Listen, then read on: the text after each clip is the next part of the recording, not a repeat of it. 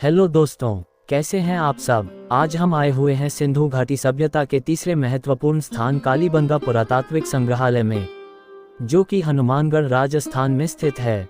ये हनुमानगढ़ शहर से लगभग 28 किलोमीटर दूर है।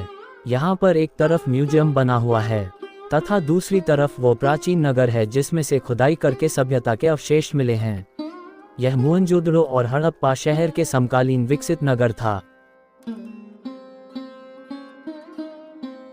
कालीबंगा सरस्वती नदी, जिसे अब घग्गर नदी के नाम से जाना जाता है, उसके किनारे स्थित है।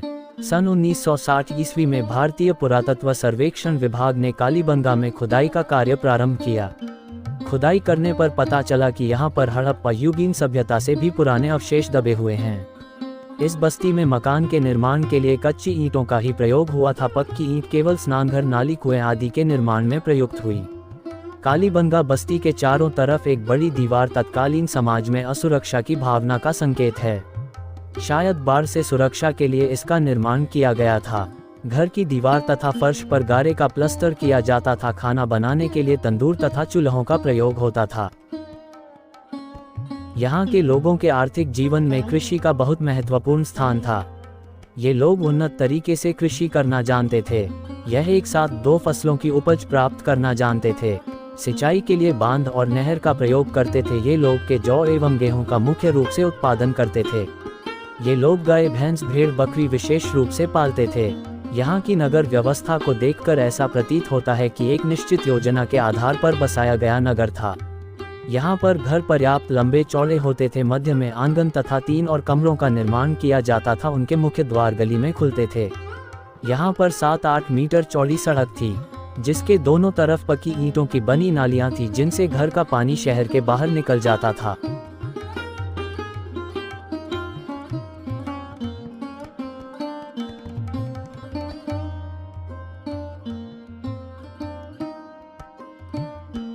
यहाँ पर कहीं कहीं पक्की ईंट दिखाई दे रही है, शायद ये किसी का कमरा था। यहाँ के मकान के अवशेषों से यह अनुमान लगाया जा सकता है कि अधिकांश लोगों का जीवन समृद्ध था। समाज में धर्मगुरु, चिकित्सक, कृषक, कुम्भकार, सुनार, दस्तकार, जुलाहे, मनकों के निर्माता और व्यापारी आदि व्यवसायों से संबंधित लोग निवास करते थे। ये लोग दोनों प्रकार की भोज्य सामग्री का उपयोग करते थे। आधे लोग शाकाहारी थे तथा कुछ लोग मांसाहारी भी थे।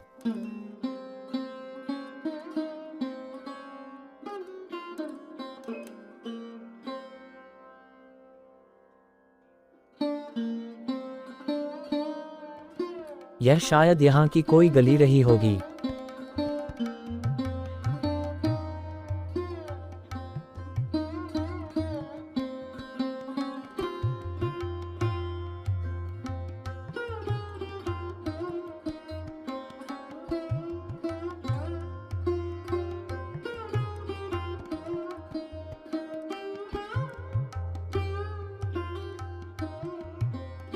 यहाँ पर कच्ची और पक्की ईंटें दोनों मिक्स दिखाई दे रही है।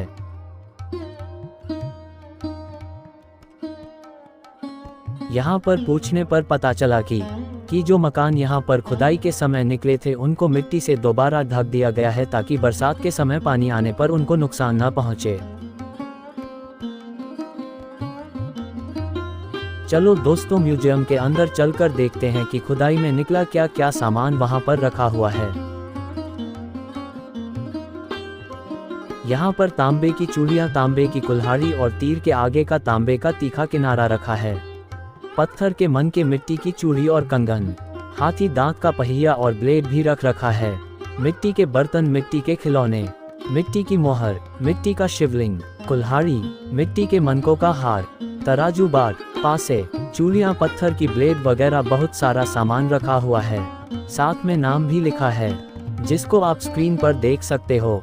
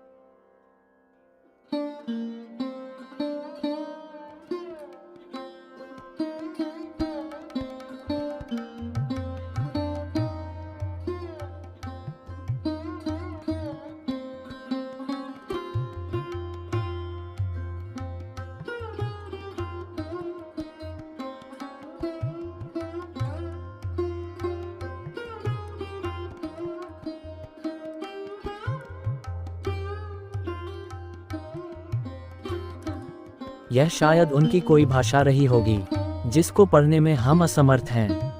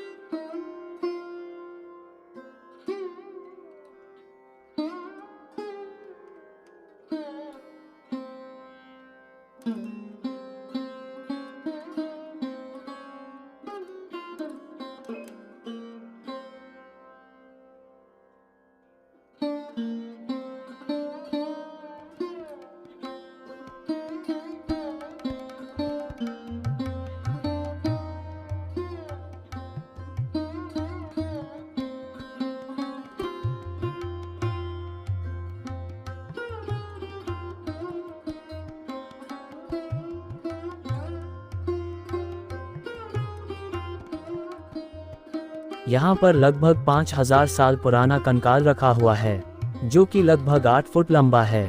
यहाँ के लोग मृतक के शव के साथ बर्तन, अन्य काम में आने वाली वस्तुएं, पशु पक्षियों इत्यादि को भी रखते थे। उनका मानना रहा होगा कि आत्मा के दूसरे लोक में जाते समय उनको ये चीज सारी काम में आएंगी। यहाँ के लोग 3 प्रकार से मृत शरीरों का संस्कार करते थे: सशरीर शवाधान, आंशिक शवाधान, प्रतीकात्मक शवाधान। सशरीर में मृतक के साथ बर्तन वगैरह सब सामान रखते थे। आंशिक में बिना शव के बर्तन इत्यादि मिलते हैं। यहाँ से प्राप्त वस्तुओं को देखकर अनुमान लगाया जा सकता है कि ये सभ्यता बहुत समृद्ध थी। लोगों के पास ऐशो आराम की हर वस्तु उपलब्ध थी। कालांतर में किसी प्राकृतिक घटनावश उनकी सभ्यता समाप्त हो गई, जिसका अनुमान लगाना हमारे लिए मुश्किल है। यहाँ पर आप बस से आ सकते हैं। टिकट लेने के लिए बाहर गाइडलाइन दी गई है, वहाँ से टिकट खरीदकर आप म्यूजियम में आ सकते हैं। आज के वीडियो में बस इतना ही। मिलते हैं एक नए दर्शनीय स्थल की वीडियो के साथ।